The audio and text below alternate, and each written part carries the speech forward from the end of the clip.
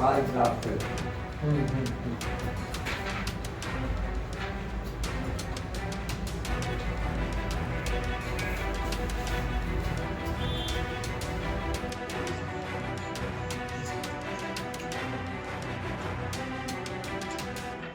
काहीतरी आहे ना सध्या महत्वाचं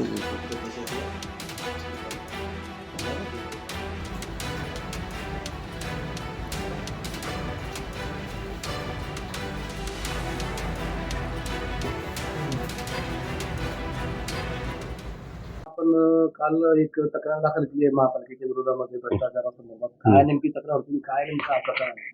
महापालिकेच्या तत्कालीन आयुक्त श्रीमती अमिता दगडे पाटील आणि महापालिकेचे स्वघोषित सिटी इंजिनियर कैलास शिंदे या दोघांनी मिळून महापालिकेच्या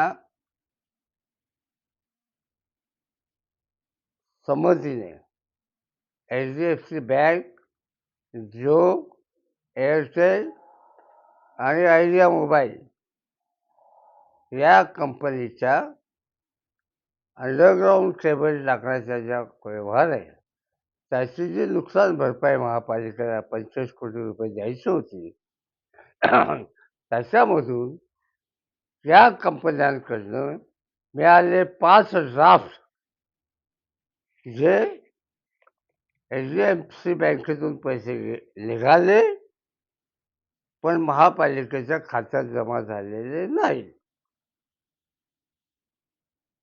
हे ड्राफ्ट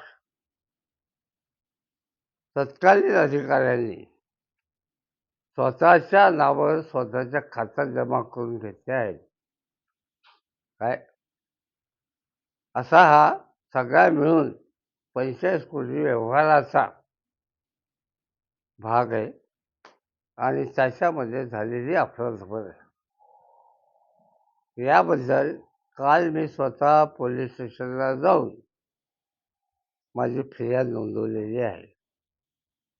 चौकशी करा, FIR दाखल करा. काय आणि हे काय व्यवहार झाला या सगळ्यात गंभीर बाब काय आहे माहिती का तुम्हाला? HDFC बँक आणि रिलायन्स, जिओ, त्यानंतर एअरटेल आणि आयडिया याचे पण अधिकारी सहभागी आहेत. काय म्हणजे हा वरिष्ठ पातळीवर झालेला सगळ्यात मोठा गुन्हा आहे. तेव्हा या सगळ्या व्यवहाराची चौकशी ही स्वतंत्र अधिकारी नेमून, प्रामाणिक अधिकारी म्हणजे नाही तर पुन्हा ढेवले आले तर गेले कामातून, स्वतंत्र अधिकारी नेमून जर एखादा प्रामाणिक अधिकारी शिल्लक देवेंद्र फडणवीसांनी ठेवला असेल तर त्याच्या नेतृत्वाखाली झाली पाहिजे. हे धुळेकर जनतेचे पैसे आहेत आणि याचे सर्व पुरावे मी ड्राफ्ट नंबर, रक्कम, तारीख या सकट आणि रिलायन्स कंपनीचा बोगस ईमेल ID तयार करून त्याच्यावरून त्या ईमेल ID वरून मराठीमध्ये पत्रव्यवहार केले आहे. रिलायन्स कधीही मराठीत पत्रव्यवहार करत नाही.